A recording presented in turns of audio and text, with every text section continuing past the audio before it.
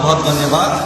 आज हम लोग पैदल चलते चलते गुरु जी का मंदिर में आके पहुंचा और हम लोग जमीन के लिए हम धन्यवाद और हम चाहेंगे और आशीर्वाद दीजिए लोगों और हम लोग यहाँ पे आशीर्वाद बनाएंगे और आलू और गोभी का सब्जी बना है और यहाँ पे हमारा पिंकू स्वदेश भाई हमारा प्रशांत भाई और हमारा कार्तिक भाई और ये खाना पकाने के लिए चूल्हा और यहाँ पे हम लोग खाना बनाने की व्यवस्था भी कर रहे हैं। तो आज पूजा भी करेंगे हम लोग। जो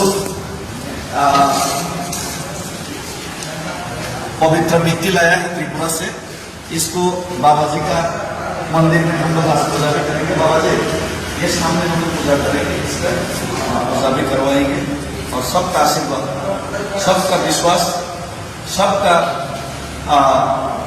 ब्लेसिंग हमारा साथ है। हमें विश्वास देखिए, हमारा जो मुद्दा है वो सरकार के सामने हम लगवाएंगे।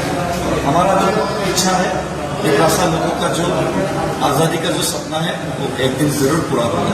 त्रिपुरा आयुर्वर्थ हो,